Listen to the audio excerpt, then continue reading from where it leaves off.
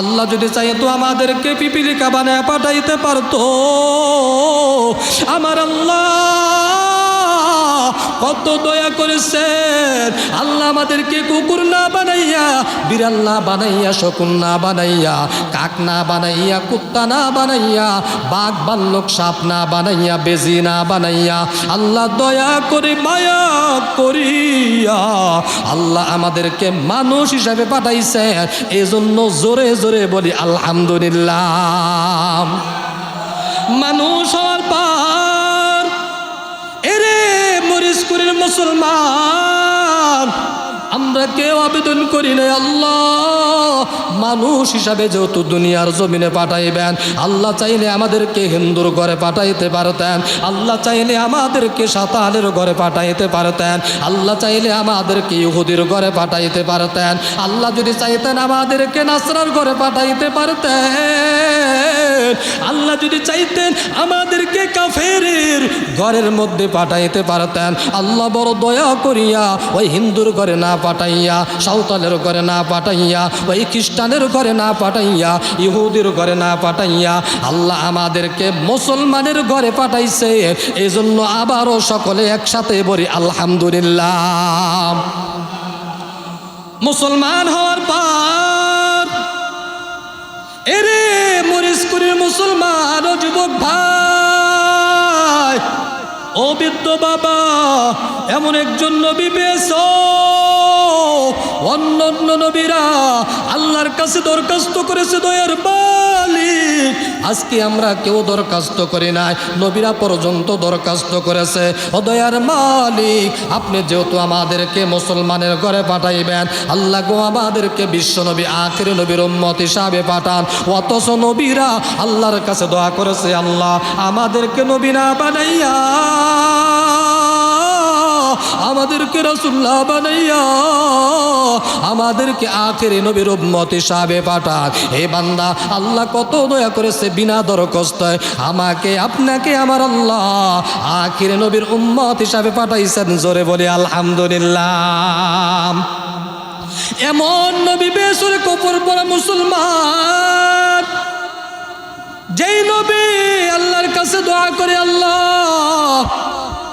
অন্য অন্য নবীদের হায়াত বড় বেশি,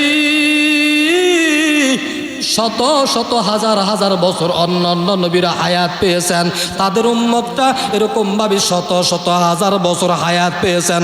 আয় আল্লাহ, তারা এত হায়াত পাইয়া পাইয়া তারা নেক আমল করিয়া করিয়া জান্নাতের মধ্যে চলিয়া যাবে, আর আমার উম্মতের হায়াত বড় কম। আমার উম্মতের হায়াত 60 থেকে 70 বছর গড়ে এরকম ভাবে হায়াত পাইবে।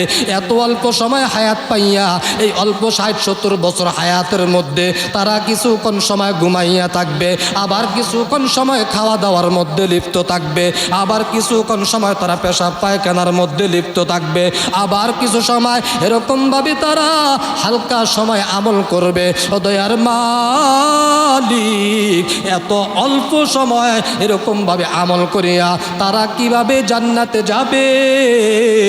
আমার আল্লাহ তাকাইয়া তাকাইয়া ওই মায়ার নবীর দিকে তাকাইয়া দেখে আর জানাইয়া দেয়, ও জিবরাইল যাও যাও, আমার হাবিবকে জানাইয়া দাও, আমার হাবিবকে জানাইয়া দাও। ও হাবিব, আপনি আপনার উম্মতকে জানাইয়া দেন, আপনার উম্মতের কোনো টেনশন করার দরকার নাই, আপনার উম্মতকে জানাইয়া দেয়। আপনার কোনো উম্মত যদি এশারে নামাজটা বাদ জামাতের সহিত আদায় করিয়া ওই অজুটা বানাইয়া কেমন যেন এরকম ভাবে দোয়াটা পড়িয়া পড়িয়া ওই বিছানার মধ্যে পিঠটা লাগাইয়া দেয়, আমি আল্লাহ আপনার উম্মতের চোখের মধ্যে ঘুম দিয়া দেব। ওই 6-7 ঘন্টা ঘুমানোর পরে আবার ফজরে আজানটা যখন হইয়া যাবে, আপনার উম্মতটা যদি ওই ফজরে আজানটা শুনিয়া ওই জামাতের সহিত ফজরের 2 রাকাত নামাজটা আদায় করে।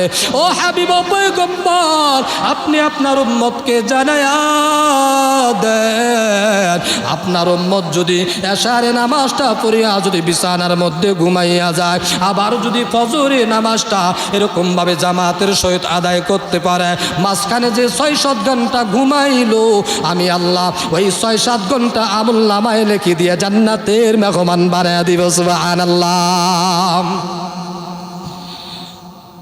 জিবরাইল আমিন জানায় দে পয়গম্বর, আমার আল্লাহ জানায় দে জিবরাইল যাও যাও আমার হাবিবকে জানায়া দাও, ও হাবিব আপনার উম্মত যদি এরকম ভাবে 5 বেলার নামাজটা যদি বা জামাতের সহিত আদায় করতে পারে, আমার আল্লাহ ওই 5 ওয়াক্ত নামাজের সওয়াব, 5 ওয়াক্ত নামাজের সওয়াব আমার আল্লাহ শুধু 5 ওয়াক্ত দিবেন না, আমার আল্লাহ বৃদ্ধি করিয়া করিয়া করিয়া 50 ওয়াক্ত নামাজের সওয়াব দিয়া জান্নাতের মেহমান বানায়া দিবে। সুবহানাল্লাহ। আমার আল্লাহ জানায়া দেয় রে উম্মতের দল, এরে দুনিয়ার মানুষ, যদি কোনো বান্দা যদি 5 বেলা নামাজটা বাদ সুন্দরভাবে আদায় করতে পারে, আমি আল্লাহ আখিরি নবীর উম্মতকে এত পরিমাণ দয়া করলাম, আমি আল্লাহ ওই 5 ওয়াক্ত নামাজটা গুরুত্বের সহিত আদায় করার কারণে আমি আল্লাহ 50 ওয়াক্তর নামাজের সব আমল নামায় লিখে দিব। সুবহানাল্লাহ। তাহলে উম্মতি মুহাম্মদের উপর আল্লাহ দয়া করেছেন না? এরে নবীর উম্মতের দল, আমি যে আয়াতটা তেলাওয়াত করেছি পবিত্র কালামুল্লাহ শরীফের 2 নম্বর সূরা সূরাতুল বাকারা 284 নং আয়াত তেলাওয়াত করেছি। আল্লাহ পাক রব্বুল আলামিন বলেন, قال الله تعالى لله ما في السماوات وما في الارض। আমার আল্লাহ জানায়া দেয়, হে দুনিয়ার মানুষ, এই বিশাল আসমানটা আমি আল্লাহ সৃষ্টি করেছি। এই বান্দা তাকাইয়া দেখ, আমি আল্লাহ খুঁটি বিহীন আসমানটা, বিশাল আসমানটা সৃষ্টি করলাম, এই জমিনটা আমি আল্লাহ সৃষ্টি করলাম। এই বান্দা এই যে পাহাড়ের দিকে তাকা, ওই পাহাড়টা আমি আল্লাহ সৃষ্টি করলাম, এই গাছপালা তরুণতা আমি আল্লাহ সৃষ্টি করলাম। আমার আল্লাহ জানাইয়া দেয়, রে বান্দা আমি আল্লাহ আসমানটা বানাইলাম, আমি আল্লাহ জমিনটাও সৃষ্টি করলাম। এই বান্দা এই আসমান বানানোর সময় আমি আল্লাহ কারো পরামর্শ নেই নাই, আমি আল্লাহ কারো কোনো সাহায্য নেই নাই। এই বিশাল আসমানের মালিক আমি একমাত্র আল্লাহ। আল্লাহ পাক রব্বুল আলামিন বলেন, লিল্লাহি মা ফিস সামাওয়াতি ওয়া মা ফিল আরদ।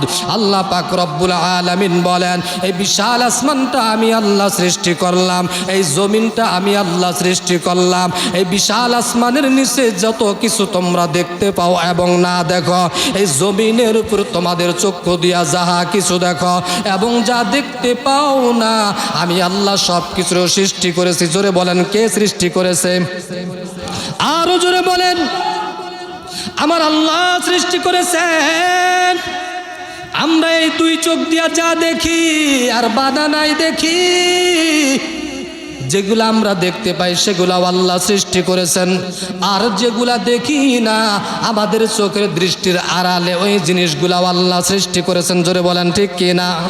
আল্লাহ পাক রব্বুল আলামিন বলে, এ মানুষ, তোমরা যা কিছু দেখতে পাও আমি আল্লাহ ওই জিনিসটাও আমি আল্লাহ সৃষ্টি করলাম, আর তোমরা যেটা দেখতে পাও না ওটাও আমি আল্লাহ সৃষ্টি করলাম। এ বান্দা আমি আল্লাহ তোমাকেও সৃষ্টি করলাম, তোমার বাবাকেও সৃষ্টি করলাম, তোমার মাকেও আমি আল্লাহ সৃষ্টি করলাম। এই বান্দা ওই পয়গম্বরকে আমি আল্লাহ সৃষ্টি করলাম। এই বিশাল আসমানটা কোনো পীর সৃষ্টি করেন নাই, কোনো মুফতি সাহেব সৃষ্টি করেন নাই, এরকমভাবে কোনো নবী রাসূল সৃষ্টি করেন নাই। আল্লাহ পাক জানাইয়া দেয়, এই বিশাল আসমানটা আমি আল্লাহ বানাইলাম, এই বিশাল জমিনটাও আমি আল্লাহ বানাইলাম। এই বান্দা, যেহেতু আমি আল্লাহ এই বিশাল আসমান জমিন যা কিছু আছে বান্দা পৃথিবীর মধ্যে সমস্ত কিছু আমি আল্লাহ বানাইলাম, অতএব আমি আল্লাহ বানানেওয়ালা, অতএব ক্ষমতা চলবে আমার, আর দুনিয়ার কারো চলবে না। জোরে বলেন ঠিক কি না? কোন এমপির ক্ষমতা চলবে? কোনো মন্ত্রীর ক্ষমতা চলবে না, কোনো মেম্বারের ক্ষমতা চলবে না, কোনো চেয়ারম্যানের ক্ষমতা চলবে না, কোনো মাতাব্বরের ক্ষমতা চলবে না, কোনো দুনিয়াদারের ক্ষমতা চলবে না। ক্ষমতা চলবে একজনের। জোরে বলেন কার? আল্লাহ পাক রব্বুল আলামিন বলেন, এ বান্দা, আমি আল্লাহ এ বিশাল পৃথিবী সৃষ্টি করেছি,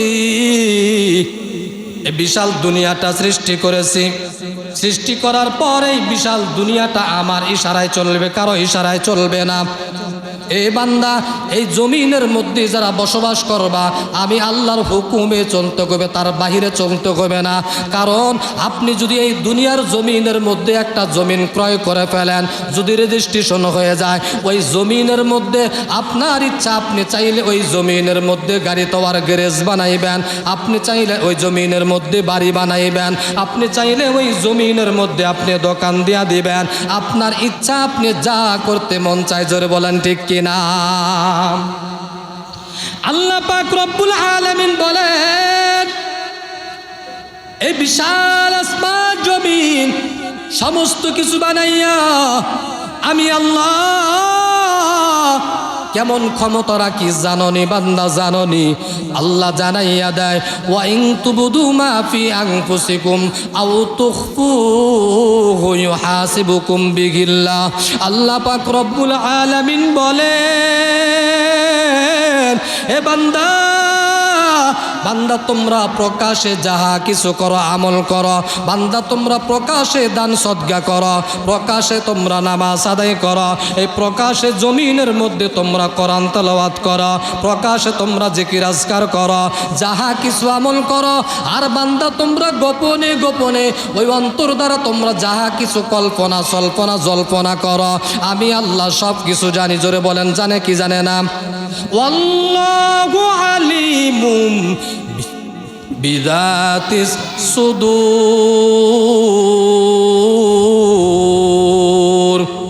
আল্লাহ পাক রব্বুল আলামিন বলেন, এ বান্দা, তোমাদের অন্তরের মধ্যে কেমন মন্ত্রণা, কেমন যন্ত্রণা চলতেছে, কেমন জল্পনা চলতেছে, কেমন কুমন্ত্রণা চলতেছে, সমস্ত কিছু আমি আল্লাহ জানি। আল্লাহ পাক রব্বুল আলামিন বলেন, ওয়া ইন তুবদু মা ফি আনফুসিকুম আও তুখফুহু ইউহাসিবুকুম বিহিল্লাহ। এর দুনিয়ার মানুষ, তোমরা প্রকাশে যেটা করো এবং গোপনে তোমরা যেটা চিন্তা করো, ফিকির করো, এই সমস্ত বিষয়ের উপর আমি আল্লাহর কাছে একদিন হিসাব দিতে হবে। সুবহানাল্লাহ। অর্থাৎ আমি আপনি যে নামাজ পড়তেছি, কোরআন তেলাওয়াত করি, জিকির আজকার করি, গোপনে প্রকাশে যত কিছু করি না কেন, সমস্ত বিষয় একদিন আল্লাহর সামনে হিসাব দিতে হবে। জোরে বলেন ঠিক কি না? এই জন্য আল্লাহ বলেন, মালিক ইয়াউমিদ্দিন, ওই কিয়ামতের দিবসের মালিক একমাত্র আমি আল্লাহ। ওই কিয়ামতের ময়দানে আমি আল্লাহ সবাইকে একত্রিত করে ফেলবো। আর বান্দা, তোমাদের হিসাব নেওয়া হবে। আমি আল্লাহ তোমাদেরকে মিজানের পাল্লায় একত্রিত করব। আমি আল্লাহ তোমাদেরকে ফুলসিরাতের ব্রিজে একত্রিত করব। এর নবীর উম্মতের দল, আল্লাহ পাক রব্বুল আলামিন বলেন, হে বান্দা, ওয়া ইন তুবদু মা ফি আনফুসিকুম আও তুখফুহু ইউহাসিবুকুম বিহিল্লাহ। হে বান্দা, তোমরা প্রকাশে যাহা কিছু করো এবং গোপনে তোমরা যাহা কিছু চিন্তা করো, ফিকির করো, আমি আল্লাহর কাছে সমস্ত বিষয় তোমাদেরকে হিসাব দিতে হবে। এই আয়াত যখন নাজিল হয়, সাহাবা একরাম বড় চিন্তিত হয়ে গেলেন, পেরেশানি হয়ে গেলেন। সাহাবা একরাম না দৌড়াইয়া হাজির, ও পয়গম্বর, আমরা তো প্রকাশে নামাজ পড়ি, রোজা করি, হজ করি, জাকাত দিই, দান সদকা করে, মানুষের উপকার করি, এরকম ভাবে নেক আমল করিয়া ফেলে, প্রকাশ্যে গুনাহ করে। ও আল্লাহ, ওই কিয়ামতের ময়দানে যদি নেক আমলগুলা হিসাব নেওয়া হয়, ওই হিসাব দিয়া দিয়া দিয়া দিয়া জান্নাতের মধ্যে চলিয়া যাব। আর আমাদের অন্তরের মধ্যে কি কল্পনা হয়, জল্পনা হয়, আয় আল্লাহ, আমাদের তো শয়তানে ধোঁকা দিয়ে ফেলে, শয়তানি ওয়াসওয়াসা দিয়ে দেয়, রে নবীর উম্মতের দল, এ বাবা দেখবেন বাবা নেক আমল করতেছেন, ওই কানের মধ্যেও শয়তান ওয়াসওয়াসা দিয়া দেয়, নামাজের মধ্যে দাঁড়াইয়া যায়, আমাদের চিন্তা হয় আউলিয়াবাদ বাজারের থেকে আসার সময় কি যেন ফালাইয়া আসলাম, এরকমভাবে অনেক কিছু চিন্তা ফিকির নামাজের মধ্যেও চলে আসে, অনেক সময় জিকিরের মধ্যে দুনিয়ার চিন্তা চলে আসে, কোরআন তেলাওয়াতের মধ্যেও দুনিয়ার চিন্তা আসে। সাহাবায়ে কেরাম বড় চিন্তিত, ও পয়গম্বর, আমরা এরকম ভাবে কোনো সময় আমাদের মধ্যে শয়তান ওয়াসওয়াসা দেয়, শয়তানের পদচারণায় পড়ে আমাদের মধ্যে কেমন যেন চিন্তা চলে আসে জেনা করার জন্য, আমাদের মধ্যে কেমন যেন মিথ্যা জবানের মধ্যে চলে আসতে শুরু করে, আমাদের অন্তরের মধ্যে গুনাহ করতে মন চায়, কেমন যেন অন্তর দ্বারা সবসময় খারাপ কিছু মন্ত্রণা চলে আসে। ও পয়গম্বর, যদি আল্লাহর কাজ করা, যদি ওই প্রকাশে যা করে এই বিষয়গুলাও যদি হিসাব দিতে হয়, ওই গোপনে গোপনে যেগুলা চিন্তা ফিকির চলে আসে, ওই বিষয় যদি আল্লাহর কাছে হিসাব দিতে হয়, তাহলে ও পয়গম্বর কেমন যেন হয়ে গেল আমরা ওই গোপনে গোপনে অনিচ্ছা সত্ত্বেও আমাদের চিন্তা খারাপ চিন্তা চলে আসে, মনটা চায় জেনা করে, মনটা চায় একটু মোবাইলের মধ্যে গুনাহটা করিয়া ফেলে, মনটা চায় বেগুনা নারীর দিকে তাকাইয়া ফেলে, মনটা চায় একটু তাকে ঠকাইয়া দে, মনটা চায় অন্যর ক্ষতি করে ফেলে, মনটা চায় অন্যর বিরুদ্ধে একটু কথা বলে, মনটা চায় ওই ঝগড়ার মধ্যে গিয়া ঝগড়াটা বাড়াইয়া দেয়, মনটা চায় অন্যর ক্ষতি করার জন্য, অন্যের খ্যাত নষ্ট করার জন্য, নিজের ছেলেকে ভালো একটা দেশের মধ্যে পাঠানোর জন্য, আরেকজনের ছেলেটা যেন উপরে উঠতে না পারে। ও পয়গম্বর, যদি গোপনের চিন্তাও যদি আল্লাহর কাছে কাঠগড়ায় হাজিরা দিতে হয়, হিসাব দিতে হয়, ও পয়গম্বর কেমন হয়ে গেল, তাহলে আমরা তো কেমন যেন জাহান্নামের মধ্যে চলিয়া যাব। আমার আল্লাহ তাকাইয়া দেখে, আল্লাহ পাক রব্বুল আলামিন জানাইয়া দেয়, পয়গম্বরের কাছে জিবরাইল আমিন চলিয়া যায়, পয়গম্বর আলাইহিস সালাতু ওয়াস সালাম এরকম ভাবে এর নবীর উম্মতের দল, আল্লাহ পাক রব্বুল আলামিন বলেন, লিল্লাহি মা ফিস সামাওয়াতি ওয়া মা ফিল আরদ ওয়া ইন তুবদু মা ফি আনফুসিকুম মাও তুখফুহু ইউহাসিবুকুম বিহিল্লাহ।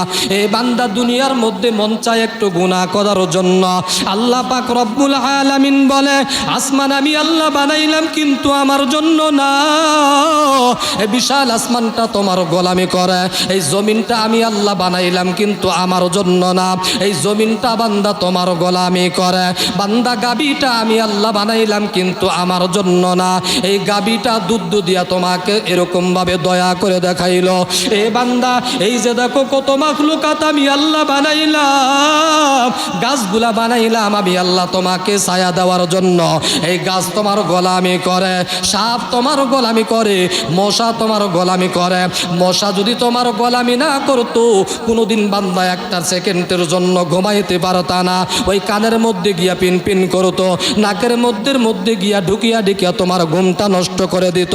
আল্লাহ পাক রব্বুল আলামিন জানাইয়া দেয়, হে বান্দা বিশাল আসমান তোমার গোলামি করে, এই জমিন বান্দা তোমার গোলামি করে, চাঁদ তোমার গোলামি করে, সূর্যটা তোমার গোলামি করে, বান্দা এই দুই চোখে যা কিছু দেখো তোমার গোলামি করে। আল্লাহ বলে আসমানটা আমার না, আমি আল্লাহ বানাইলাম, জমিনটাও আমি আল্লাহ বানাইলাম, কিন্তু কোরআনে কথা আল্লাহ বলে না জমিনটা আমার, এই পর্বত আমার, এ আল্লাহ বলেন নাই, এই পর্বত আল্লাহ সৃষ্টি করেছেন, আল্লাহ কোরআনে কোথাও বলে নাই আসমান জমিন যা কিছু দেখো বান্দা এগুলা আমার আমার, আল্লাহ বলেছে আমি আল্লাহ সৃষ্টি করেছি কিন্তু আমার জন্য না, এগুলা বান্দা তোমার গোলামি করবে। আর আল্লাহ শুধু বলেন এই বান্দা গোলাম, আমি আল্লাহর গোলামি করার জন্য মানব এবং জিন জাতিদেরকে সৃষ্টি করেছি। সুবহানাল্লাহ। ওয়ামা খালাকুতুল জিন্না ওয়াল ইনসা ইল্লা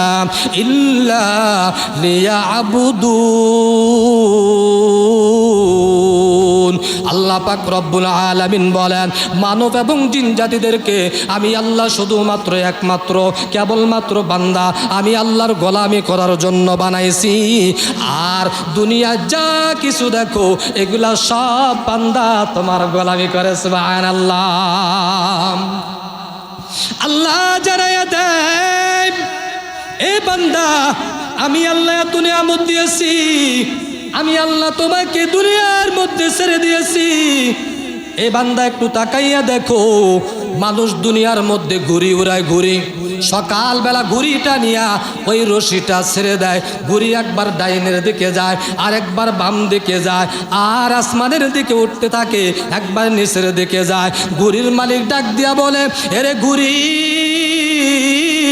আমি তোকে ছেড়ে দিলাম, তুই যা যা উড়তে থাকো, তুমি যেমনে মন চাই উড়তে থাকো, কিন্তু এই ক্ষমতা আমার কাছে রেখে দিলাম, রশিটা আমার কাছে রেখে দিলাম। যখন আমি টান দিব, তুমি ঘুড়ি আস্তে আস্তে চলে আসবা আমার কাছে। জোরে বলেন ঠিক কিনা? সারাদিন ওই ঘুরে উড়ে, ঘুড়ি কেমন যেন বুঝায় আমি একজন পাওয়ারফুল। যখন বিকাল বেলা হয়ে যায়, ওই ঘুড়ির মালিক রশিটা টান দেয়, একবার ডান দিকে যায়, একবার বাম দিকে যায়, আবার দেখবেন সামনের দিকে যায়, পিছনের দিকে যায়। ঘুড়ি কেমন যেন বুঝাইতে চায় আমি ওই মালিককে নিয়ে উপরের দিকে উঠে যাব, কিন্তু ওই মালিককে নিয়ে উপরে ওঠা সম্ভব নেই। না না, আল্লাহ এই কথাটা বোঝায়। এ বান্দা ঘুড়িওয়ালা বলে, আসো। ওই ঘুড়িটা টানিয়া টানিয়া কেমন যেন তার মধ্যে নিয়ে আসলো, আর জানাইয়া দিল, এরে ঘুড়ি আসো, আগামীকাল তোমাকে সকালবেলা আবার উড়াইয়া দিব। আমার মন চাইলে উড়াইয়া দিব, মন না চাইলে আর তোমাকে উড়াইব না। আল্লাহ পাক রব্বুল আলামিন বলে, এ বান্দা, এই বিশাল আসমান জমিনের উপরে মধ্যবর্তীর মধ্যে যা কিছু আছে তোমাদের গোলামি করবে বান্দা। এ বান্দা, ওই গাছটা তোমার গোলামি করবে। আমি আল্লাহ মানব তোমাদেরকে দুনিয়ার জমিনে ছেড়ে দিলাম, কিন্তু বান্দা এটা চিন্তা করিও না, তোমার যেমনে মন চায় অমনে চলবা, কিন্তু এই পাওয়ারটা আমার কাছে রেখে দিলাম। আমি আল্লাহ যেদিন ডাক দিব, এক সেকেন্ড দেরিও করব না, ওই ঘড়ির মতো আবার আমি আল্লাহর কাছে আসতে হবে। জোরে বলেন ঠিক কিনা? আল্লাহ পাক রব্বুল আলামিন জানায়া দেয়, এ বান্দা, আমি আল্লাহর কাছে ক্ষমতা রেখে দিলাম, আমি আল্লাহ যেদিন ডাক দিব ওই দিন আসতে হবে। আল্লাহ পাক রব্বুল আলামিন বলে, আসমান জমিন সব কিছু বানাইয়া আমি আল্লাহর কাছে পাওয়ারটা রেখে দিলাম। আল্লাহ পাক রব্বুল আলামিন বলে, এই জান্নাতটাও আমি আল্লাহ বানাইলাম। এই জান্নাত কোনো নবী রাসূল বানায় নাই, দুনিয়ার কোনো পীর সাহেব বানায় নাই, এই দুনিয়ার কোনো ক্ষমতারদার বানায় নাই, কোনো এমপি মন্ত্রী চেয়ারম্যান কেউ বানায় নাই। অতএব জান্নাত আমি আল্লাহ বানাইলাম, আমি যাকে চাবো তাকে জান্নাতের মধ্যে দিয়া দেব। আমি আল্লাহ যাকে চাবো তাকে জাহান্নামের মধ্যে দিয়া দেব। আল্লাহু তাআলা ফায়াগফিরু লিমান ইয়াশা ওয়া ইউআযযিবু মান ইয়াশা। আল্লাহ পাক রব্বুল আলামিন বলেন, আমি আল্লাহ যাকে চাই আমি আল্লাহ তাকে ক্ষমা করে দিয়া জান্নাতের মধ্যে দিয়া দিব। আর ওয়া ইয়াগফিরু লিমান ইয়াশা ওয়া ইউআযযিবু মান ইয়াশা, আমি আল্লাহ যাকে চাই আমি আল্লাহ তাকে ক্ষমা করি না, তাকে জাহান্নামের মধ্যে দিয়া দিব। আল্লাহ পাক রব্বুল আলামিন বলেন, ফায়াগফিরু লিমান ইয়াশা ওয়া ইউআযযিবু মান ইয়াশা, আমি আল্লাহ যাকে চাই তাকে জান্নাতের মধ্যে দিয়া দেই, আবার আমি আল্লাহ যাকে চাই তাকে জাহান্নামের মধ্যে দিয়া দেই। এর নবীর উম্মতের দল, অতএব কি বোঝা গেল বাবা, আমি আপনি দুনিয়ার জমিনের মধ্যে আসছি, আল্লাহ আমাদেরকে পাঠাইছেন, আল্লাহ একটা ক্যাটালগ দিয়া দিছেন, দুনিয়ার মধ্যে গিয়া এইভাবে চলবে বান্দা, এইভাবে চলিও না। যদি এইভাবে চলতে পারো বান্দা, তোমার জন্য রয়েছে ফারিকুম ফিল জান্নাহ, আর যদি চলতে না পারো ফারিকুম ফিস সাইর, তোমার জন্য রয়েছে জাহান্নাম। আল্লাহ পাক রব্বুল আলামিন বলে এরকম ভাবে, ওয়া ইন তুবদু মা ফি আনফুসিকুম আও তুখফুহু ইউহাসিবুকুম বিহিল্লাহ। সাহাবা একরাম যখন চিন্তার মধ্যে পড়ে গেলেন, ও আল্লাহ, ওই অন্তরে যে আমরা কত চিন্তা করে, এরকম ভাবে গুনার কাজে চিন্তা করে। এ বাবা দেখবেন, রাত্রে ঘুমানোর সময় যখন মোবাইলটা হাতের মধ্যে নিয়ে নেয়, হঠাৎ কেমন যেন মন চায় একটু গুনার মধ্যে লিপ্ত হইয়া যায়, ওই মোবাইলে ফেসবুকের মধ্যে ডুবিয়া যায়। এ বান্দা এই মোবাইলের মাধ্যমে গুনাহ করতে শুরু করে দেয়। আবার দেখবেন বাবা, অনেক সময় এরকম হয়, মোবাইলটা নেওয়ার জন্য হাতের মধ্যে নিয়ে নিলাম, কেমন যেন মন চাইল না আজকে মোবাইল দেখা যাবে না, ওই মোবাইলের ডাটাটা অফ করিয়া কেমন যেন মোবাইলটা অফ করিয়া শুয়া পড়ি, ওইরকম ভাবে গুনাহ থেকে বেঁচে যাই। জোরে বলেন ঠিক কিনা? এই আয়াত যখন নাজিল হয়, সাহাবা একরাম বড় চিন্তিত, যে গোপনে গোপনে যেটা চিন্তা করব, মানুষ গোপনে আমরা কত চিন্তা করি, অমুকের ক্ষতি করার চেষ্টা করি, এরকমভাবে অমুককে হারানোর চেষ্টা করি, অন্যের বিরোধিতা করি, কত চিন্তাই না করি। বাবা প্রকাশ্যে আমরা যেটা করি এটাই কি আমাদের আসল চরিত্র? না, আমি আপনি গোপনে গোপনে যেটা করি ওটা হলো আমাদের আসল চরিত্র।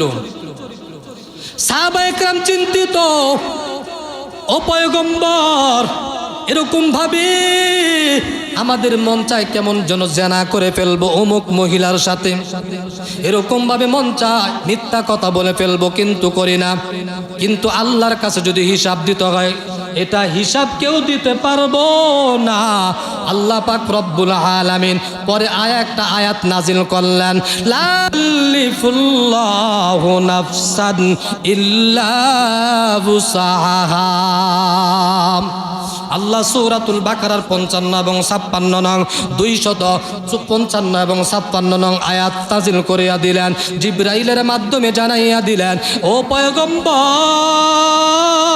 আপনি আপনার উম্মতকে জানাইয়া দেন, ও সাহাবায়ে কেরাম শুনিয়া নাও, তোমাদের চিন্তা আসবে গুনাহ করার জন্য, তোমাদের মন চাইবে মিথ্যা বলার জন্য, মন চাইবে হারাম খাওয়ার জন্য, মন চাইবে অন্যর ক্ষতি করার জন্য।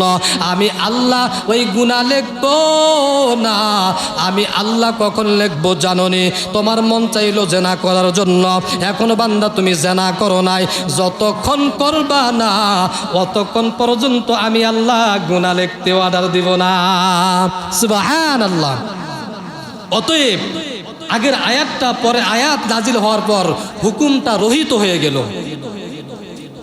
এজন্য শুন, আমরা গুনাহ করব, ফায়াগফিরু লিমান ইয়াশা ওয়া ইউআযযিবু মান ইয়াশা। আল্লাহ পাক রব্বুল আলামিন বলেন, আমি আল্লাহ যাকে চাই তাকে ক্ষমা করে দেই, আমি আল্লাহ যাকে চাই না তাকে ক্ষমা করে দেই না। ওই বনি ইসরাইলের জামানায় আল্লাহর এক বান্দা এত পরিমাণ গুনাহ করে ফেলছে, গুনাহ করতে করতে তার জিন্দেগি শেষ পর্যায়ে চলে গিয়েছে, একেবারে বার্ধক্যে পৌঁছে গিয়েছে। আল্লাহর বান্দার মধ্যে বড় ভয়, আমার জিন্দেগি শুধু গুনাহ করলাম, কোনো ভালো কাজ করার সুযোগ হইল না, করলামও না, ইচ্ছা করে কোনো ভালো কাজ করলাম না, এত পরিমাণ গুনাহ করে ফেলেছি, আল্লাহর কাছে দণ্ডায়মান হওয়া সম্ভব না। আল্লাহর বান্দা এরকম ভাবে তার অন্তরের মধ্যে ভয় চলে আসলো। ওই বনি ইসরাইলের ওই মুরব্বী সন্তানদেরকে ডাক দিয়া বলে, সন্তান আসো আসো আসো।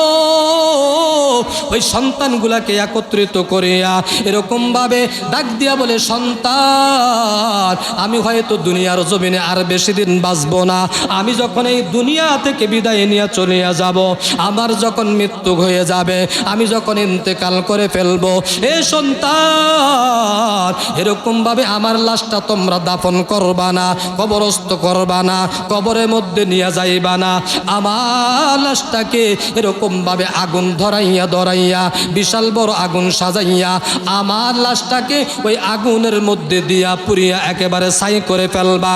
এই ছাইগুলাকে দুইটা ভাগ করে ফেলবা, একটা ভাগ আকাশের দিকে বাতাসের সাথে উড়াইয়া দিবা, আর একটা ভাগ পানির সাথে তোমরা বাসাইয়া দিবা। ওই আল্লাহর বান্দা ওই সন্তানদেরকে ওসিয়ত করিয়া আল্লাহর বান্দা কয়েকদিন পরে ইন্তেকাল করে, যখন তার বাবাটা এরকম ভাবে মুরব্বিটা মরিয়া যায়, আর সন্তানরা কান্না করে, আমার বাবা দুনিয়ায় না, দুই ফোঁটা চোখের পানি ফালাইয়া ওই বাবার জন্য কান্না করে, আবার চিন্তা করে, আমার বাবা তো দুনিয়ায় থাকা অবস্থায় ওসিয়ত করিয়া গেল, যদি মরিয়া যায় আমার বাবার লাশটাকে কবরস্থ করা যাবে না, দাফন করা যাবে না, আগুনের মধ্যে পুড়িয়া ফেলতে হবে। বাবার ওসিয়ত যদি কোনো বাবা সন্তানকে ওসিয়ত করে যায়, ওই ওসিয়ত এরকম ভাবে পালন করা সন্তানের জন্য ওয়াজিব হয়। জোরে বলেন ঠিক কিনা? বনি ইসরাইলের আল্লাহর বান্দা গুনাহগার দুনিয়া থেকে যখন বিদায়, সন্তানরা কেমন যেন কান্না করে বাবা দুনিয়া থেকে চলে গেলে এই শোকটা নিয়া আবার চিন্তা করে বাবা ওসিহত করিয়া গিয়েছে তার লাশটাকে পুরো ফেলতে হবে। সবাই মিলিয়া ওই বাবার লাশটাকে আগুন ধরাইয়া একেবারে ছাই বানাইয়া ফেললো। লাশটাকে যখন ছাই বানাইলো কেমন যেন একেবারে ছাইয়ের মতো হইয়া গেল। আর দুইটা ভাগ করিয়া ওই আল্লাহর বান্দা সন্তানরা ওই ছাইগুলোকে একটা ভাগ এরকম ভাবে বাতাসের সাথে উড়াইয়া দেয় আকাশের দিকে, আর একটা ভাগ ছাই নিয়া ওই গাঙ্গের মধ্যে পানির মধ্যে বাসাইয়া দেয়। আর আমার আল্লাহ বলেন তো তাকাইয়া দেখে কি দেখে না? দেখে? আল্লাহ দেখে, বিশ্বাস আছে? আল্লাহ পাক রব্বুল আলামিন তাকাইয়া দেখতে পায় এরকম ভাবে তার লাশের ছাইগুলা পানির মধ্যে বাসাইয়া দিল, আর একটা ভাগ আকাশের দিকে উড়াইয়া দিল। আল্লাহ পাক রব্বুল আলামিন এরকম ভাবে জিবরাইলকে হুকুম দেয়, ও জিবরাইল যাও এরকম ভাবে বাতাসকে আদেশ করিয়া দাও যাতে করে ছাইগুলা একত্রিত করে ফেলে, পানিকেও হুকুম দিয়া দাও যাতে করে ছাইগুলা একত্রিত করে। আর যখন দুইটা ছাইয়ের খণ্ডকে একত্রিত করে ফেলল, আমার আল্লাহ হুকুম দিয়া দেয়, এরে ছাই তোমরা ওই মানুষের রূপটা পূর্ণাঙ্গ ধারণ করিয়া ফেল, যার লাশটাকে পুড়িয়া ফেলা হয়েছে। এরকম ভাবে আল্লাহর হুকুম পাইয়া ছাইগুলা ওই মানুষের আকৃতি ধারণ করে। আমার আল্লাহ এরকম ভাবে ওই মানুষকে জিজ্ঞাসা করে,